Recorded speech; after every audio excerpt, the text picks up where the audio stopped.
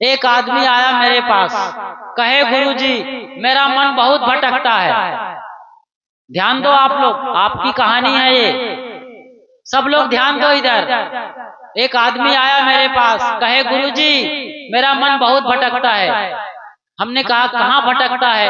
अरे गुरुजी कभी बीड़ी की याद, कभी सिगरेट, कभी तंबाकू, कभी और कहीं भंडारा मेला की याद करता है, कभी पत्नी की याद आती है कि वो बड़ी प्यारी पत्नी, ये है वो है, पत्नी का सुख लिया है। मतलब आदमी जहाँ फंसा है, खाने में, देखने में, चखने में, भोगने में। आँख को रूप चाहिए, कान को सुंदर सुंदर आवाज चाहिए, और नाक को गंध चाहिए, और त्वचा को स्पर्श चाहिए, मुलायम मुलायम भोग। जो दुनिया में सबसे बड़ा सुख माना गया है उसे कहते हैं काम भोग। पति पत्नी का सुख उसे काम भोग कहा जाता है। वो दुनिया का सबसे बड़ा सुख माना गया है। माना गया है, ऐसा कुछ है नहीं, माना गया है, चल रहा है, लोग उसमें उलझे हैं, फंसे हैं। तो आदमी मुझे यही बोल रहा था, बहुत याद आती है पत्नी की, उस सुख की बहुत याद आती है, मेरा मन बेचैन रहता है, कभी शांत नहीं होता है, हमेशा मन करता रहता है, उल्टा पुल्टा सोचता रहता है, कभी किसी को मारने का, कभी लूटने का, कभी झपटने का, कभी लालच में, कभी लोभ में, कभी काम में, कभी क्रोध में, ईर्षा में, जलन में, माया में, मोह में। इसी में आदमी का मन उलझा फंसा रहता है, रात दिन परेशान है। तो गुरुजी माया मोह काम क्रोध लोभ मोह मद मत्सर से मेरा मन कैसे शांत होगा, कब मुक्ति मिलेगी? हमने कहा एक काम करो, ध्यान लगाओ। और जैसे मैंने बताया वैसे कहा। गुरुजी ध्यान नहीं लगता, बहुत भटक जाता है, इधर कहता हूँ तो उधर भागता है, उधर कहता हूँ तो उधर भाग जाता है। जैसे स्प्रिंग को जोर से दबाओगे, आप कहोगे मेरा मन कहीं नहीं जाना चाहिए, लेकिन मन भाग जाएगा कुछ देर में। तो स्प्रिंग को दबाने से स्प्रिंग डबल वेग से वापस आता है। न्यूटन का तीसरा नियम लगता है कि क्रिया के विपरीत समान दिशा में गति होती है। तो वहां पर भी मन नहीं रुकता है। जैसे एक बच्चे को बोलो कि बेटा मैं बाहर जा रहा हूँ, अलमारी को खोल के मत देखना, तो बच्चा आपके जाने का इंतजार कर रहा है। जैसे ही आप घर से बाहर निकलोगे, वो कूद करके अलमारी में चढ़ जाएगा और देखेगा कि अलमारी में आम रखा है, मिठाई रखी है, खिलौना रखा है। क्या रखा है? क्यों मना किया? ऐसे ही मन को आप मना करोगे ना, ध्यान में कुछ मत सोचो, अच्छा सोचो, और दबाओगे मन को, कुछ मत सोचो, शांत चुप।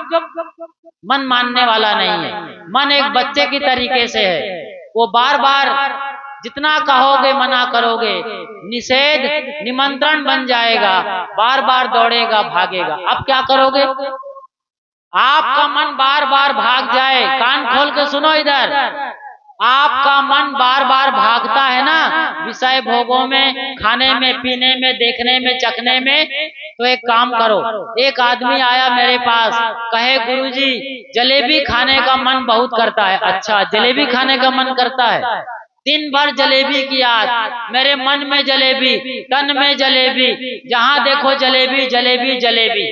हमने कहा बैठो, सामने बैठाया उसको, आंख बंद करो, रीढ़ सीधी रखो, मन को देखो, मन कहाँ है तुम्हारा? गुरुजी जलेबी खाने का मन कर रहा है। अच्छा, जलेबी की जगह आपका मन कहाँ अटकता है? जलेबी की जगह आपका मन कहाँ अटकता है? विषय वासना में अटकता है, काम क्रीड़ा में अटकता है, लोभ में, लालच में, क्रोध में। जहाँ फंसे हो, जलेबी की जगह अपनी फंसावट को रख लेना। जहाँ फंसे हो जलेबी निकाल के वहां रख देना, बस। अब कहा उस लड़के ने कि गुरुजी जलेबी की याद आ रही। मैंने कहा ठीक है, मन क्या सोच रहा है? जलेबी खाना चाहता है, ठीक है खाने दो उसको, जो जो मन करना चाहता है करने दो, चुपचाप तुम बैठे रहो पालथी आलथी मार के। मैंने पूछा बेटा मन कहाँ है अभी? कहे गुरुजी जलेबी की याद आ रही है, रुकता नहीं है मेरा मन। कई उपाय बताया रोकने का, श्वास को देखो, मन में जो चल रहा है विचार को देखो, यहाँ आज्ञा चक्र है, बिंदी जहाँ लगाती माता बहने, वहां अपने मन को केंद्र करो, तब भी मन नहीं रुका। दीवार पर बोला कि एक सिक्का बना लो दीवार पर, मन को उसी पर लगाओ। वहां भी मन नहीं रुकता गुरुजी, सब उपाय कर लिया। तब कहा अभी भी जलेबी की याद आ रही। अच्छा ठीक है, अब बैठो आप आराम से, सांस और सब देखना बंद कर दो। अब मन को देखो कि मन क्या कर रहा है। उसने कहा गुरुजी जलेबी खाने के लिए होटल जाना चाहता है मेरा मन। तो मैंने कहा कैसे जा रहा है मन तुम्हारा? तो मोटरसाइकिल से जा रहा है। अच्छा जी, मोटरसाइकिल से उसका मन जलेबी खाने के लिए निकल गया। कहे जाने दो, रोको मत, जाने दो। जलेबी खाने के लिए उसने मोटरसाइकिल निकाला। किसने? उस लड़के के मन ने। हमने कहा बेटा मन को जाने दो। मोटरसाइकिल से हसनपुर निकल गया, हसनपुर चला गया जलेबी खाने के लिए। ठीक है भैया, वहां एक बढ़िया होटल में पहुंचा। होटल का नाम था लारे लप्पा। मैं एक शहर में गया था, मंदसौर या रतलाम, तो वहां एक होटल है, उसका नाम है लारे लप्पा। तो मैं सोचा है लारे लप्पा होटल का नाम क्यों रखा होगा? तो मेरे अंदर से एक ख्याल आया, वहां बड़ी बड़ी मिठाइयां रखी है कांच के अंदर, उसको कोई भी आदमी देखेगा तो उसका लार टपकने लगता है, लार टपकने लगता है, टप टप। तो इसलिए उस आदमी ने होटल का नाम रखा था लारे लप्पा। तो ये आदमी का मन भी कहाँ चला गया? जलेबी खाने के लिए होटल में। मैंने कहा देखो बेटा, तुम बैठे यहाँ हो, तुम्हारा मन कहाँ पहुंच गया? होटल में। अब होटल में वो मेनू कार्ड ऐसा देखा, एक मेनू कार्ड होता है होटल में, जलेबी का रेट लिखा था। कुरकुरी जलेबी 50 रुपया, मोटी जलेबी 30 रुपया और हरे रंग की जलेबी 40 रुपया। तो मैंने पूछा कौन सी जलेबी पसंद आ रही है? कहे गुरुजी एक कुरकुरी जलेबी 50 रुपया वाला एक पाव पसंद आ रहा है। मैंने कहा ले लो। उसने ले लिया, ऑर्डर किया, प्लेट में जलेबी आ गया। अब प्लेट से उठा करके वो जलेबी खा रहा है। कहा बेटा खूब जी भर के खाओ, जी भर के जलेबी खाओ। उसका मन जलेबी खाने होटल में गया है। ध्यान रखो, अपने मन में भी यही कल्पना करो, जहां आप अटकते हो मन को वहां जाने दो, कभी रोको मत। इसका मतलब मन को ना तो भेजने वाले हो ना मन को रोकने वाले हो। मन जा रहा है, क्या कर रहा है, ये देखने वाले साक्षी हो, चेतन आत्मा हो। यहाँ बैठे हो, अपने में हो, शरीर में हो, मन शरीर से बाहर निकल के कल्पना लोक में जा रहा है। उसने कहा गुरुजी कुरकुरी जलेबी का ऑर्डर दे दिया मैंने। अच्छा, होटल से प्लेट में आ गया कुरकुरी गरम गरम जलेबी, खुशबू से उसका तन बदन मस्त हो रहा है। एक उठाया, मुंह में लगाया, जीभ में ले गया, अंदर चबा के खा रहा है। बड़ा सुकून, सपना पूरा हो रहा है। जलेबी खा रहा है, खा रहा है, आधा पाव खा गया, एक पाव। इसी बीच अब क्रांतिकारी घटना घट रही है, ध्यान दीजिए। जलेबी खाते खाते उसका मन कब लौट के चला गया चुपचाप अपने में शांत। अब ना जलेबी है, ना होटल है, ना मन की दौड़ है। दौड़त दौड़त दौड़िया जहां तक मन की दौड़, दौड़ थका मन फिर भया, वस्तु ठौर की ठौर। ये है कबीर साहब का सच्चा ज्ञान, ऐसी साधना, ये सच्ची भक्ति है। मंदिर में भी आप जाओ, हम मना नहीं करते। हमारे पुरखे मंदिर में जाते थे ना, तो ऐसे हाथ जोड़ करके चुप, मौन, शांत, अहो भाव से भरे हैं। हे प्रभु इतना दे दिया आपने, हमारी क्या औकात है, हमारी क्या बिसात है, छप्पर फाड़ के दिया है, प्रणाम। ऐसे शांत बैठते थे मंदिर में, कुछ नहीं बोलते। कुछ देर बुदबुदा करके प्रार्थना करके मौन 15-20 मिनट, और एकदम शांत होके आते थे। इसीलिए पहले इतना सज्जुग कहा गया है, शांत मौन प्रेम बरसता था घर में। आप भी वही करना है आपको, मौन होना है तो ऐसे ही जलेबी ध्यान करो। अभी मैंने जलेबी ध्यान बताया आपको। शांत हो जाओ, ऐसे बैठ जाओ, जहां मन जा रहा है जाने दो। लड़ाई में, झगड़ा में, काम में, क्रोध में, वासना में, लालच में, जहां जाए, जो करना है करने दो। करते करते आप देखोगे कि आपका मन वापस आ गया है अपने में, शांत मौन। और जब आप अपने में लौटेंगे तब अपने को अपने आप का बोध होगा। मैं सवेरे सवेरे उठता हूँ 3 बजे 4 बजे और बिस्तर पर बैठ जाता हूँ। मैं एक नहीं 2 3 4 घंटा भी बैठा हूँ। ऐसे बैठेंगे ना चुप हो जाते हैं, कुछ नहीं करते हैं, बस चुप हो गए, पूरा शरीर रुई के तरीके से हरा भरा हो जाता है, एकदम हल्का फुल्का हो जाता है रुई के तरीके से। आप भी आजमा सकते हैं, ये सबके साथ होगा। शरीर का दर्द खत्म हो जाएगा, क्योंकि शरीर से आप अलग होकर के अपने आप में लौट आए। घंटों बैठे हैं, आनंद उत्सव चल रहा है, शांत है, मौन है, आनंद है और कुछ भी नहीं है। ये अनुभव करिए जीते जी।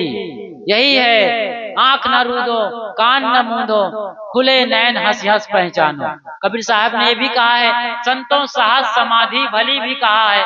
तो ये साहेब की साधना करना चाहिए अपने आप को जानने के लिए। अब आप कहेंगे गुरुजी इतना कहाँ टाइम है, इतना कहाँ हमको ज्ञान है, इतनी लंबी चौड़ी बात बता दिया आपने, जलेबी ध्यान भी लगवा दिया, सांस को देखना है, रीढ़ सीधी है, अरे कमर दुखती है गुरुजी और रीढ़ टेढ़ी हो गई है, बैठ नहीं पाते हैं लंबा, कैसे करें, भजन करें, ध्यान करें। तो आपको छोटा सा मंत्र बता रहा हूँ, छोटी सी साधना, 2 मिनट की साधना करोगे कि नहीं?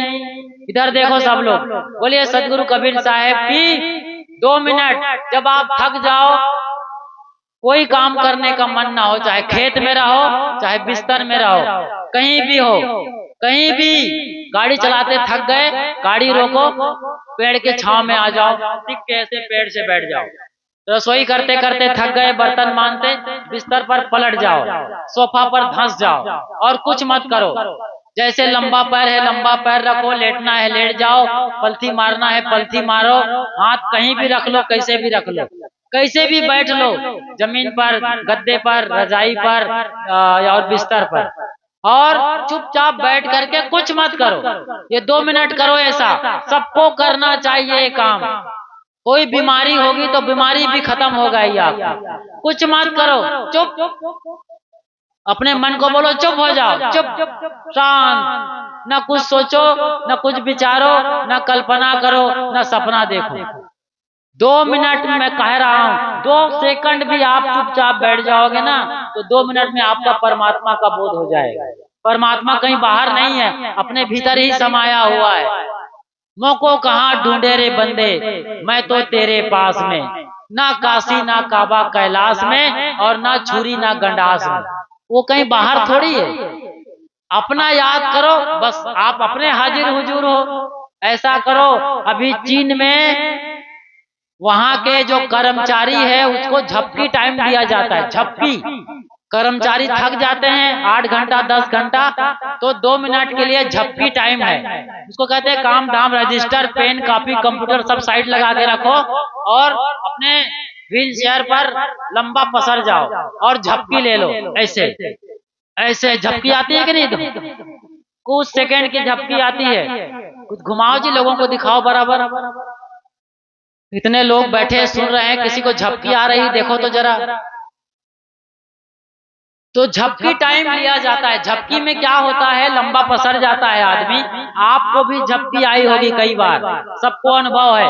झपकी में जो टाइम का स्केल है, टाइम मतलब समय का जो लिमिट है ना, वो लिमिटलेस हो जाता है। एक छोटी सी झपकी आती है 1-2 सेकंड की, आप राजा बन जाते हो, रानी है आपकी, दरबार सजा है, लड़ाई चल रही है वहां, बाहर निकल जाते हो हाथी घोड़े में, दूसरे राजा को मार के भी आ जाते हो आप, और राजा लौट के आता है, आप लौट के आते हो राजा बनकर, और फूल मालाओं से स्वागत चल रहा है। ऐसा 2 सेकंड में हो जाता है।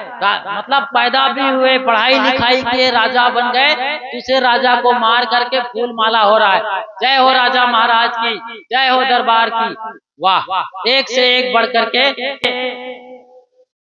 आपको, मतलब ये 1-2 सेकंड में आप देख लेते हो। सोचो जरा कितनी बड़ी बात हो जाती है। तो टाइम स्केल झपकी का बहुत बड़ा है। और आप इसको देखना चाहोगे जिंदगी में तो कितने साल लगेंगे। बड़े होगे, पढ़ोगे, लिखोगे, राजा बनोगे या नौकरी करोगे, पैसे वाले बनोगे, तब इतना फौज पकड़ और car, cooler, washing machine, fridge ये सब आएंगे और आपका घर आलीशान बंगला बनेगा, सजेगा। लेकिन यहाँ 2 सेकंड में हो जाता है और 2 सेकंड में कितना आराम मिल जाता है। एकदम ऐसे साधना और भजन भक्ति करनी है। साहेब आगे क्या कहते हैं उसे भी सुनो। हिंदू कहे मोहि राम प्यारा, तुरुक कहे रहीमाना, आपस में दो लड़ लड़ मुए, मरम न काहू जाना। हिंदू राम को पूजते हैं। अब हिंदू कोई एक धर्म नहीं है। हिंदू जो है सागर के तरीके से है, जिसमें कई मत, मजहब और परंपरा शामिल है। इसी में रामानंदी हैं, कृष्णा पंथरी हैं, गायत्री परिवार है, राधा स्वामी है और निरंकारी समाज है, कबीर पंथी है, रामपाल वाले, सतपाल वाले, राम रहीम वाले, कितने मत, मजहब और परंपरा शामिल हो गए इसमें। हिंदू के अंदर कृष्ण की पूजा हो रही है, राम की पूजा हो रही है, रहीम की पूजा हो रही है, शिव की, पार्वती की, दुर्गा, रमचंडी, संतोषी माता, इतने सारे देवी, 33 करोड़ देवी देवताओं को पूजने वाले हैं। एक घर के अंदर यदि 10 लोग हैं तो कम से कम 6-7 भगवान हैं उनके अंदर। ये बड़ी बात है, सबको पूजने वाले हैं। तो साहेब कह रहे हैं हिंदू कहे मोहि राम प्यारा, तुरुक कहे रहीमाना, आपस में दो लड़ लड़ मुए, मरम न काहू जाना। क्या राम और रहीम अलग अलग हैं? क्या बजरंग बली और अली अलग अलग हैं? या मोहम्मद अली और बजरंग बली अलग अलग हैं? क्या कृष्ण और करीम अलग अलग हैं? क्या मोहम्मद और महादेव अलग अलग हैं? अरे उसी शक्ति के अलग अलग नाम हैं। लोगों ने जैसे जाना वैसे वैसे नाम रखते चले गए। एक हाथी को 5 लोग देख रहे थे। 5 प्रकार के अंधे राजा के दरबार में इकट्ठे हुए थे हाथी खरीदने के लिए। राजा के दरबार में 5 अंधे आए थे हाथी खरीदने। हाथी के पास एक एक करके सब अंधे गए। एक अंधा गया और उसने कहा कि हाथी तो खंबे जैसा है। खंबा मतलब उसके मोटे पैर को ठीक से रगड़ करके देखा ऊपर से नीचे, लगा उसको खंबे जैसा है। दूसरा अंधा आया,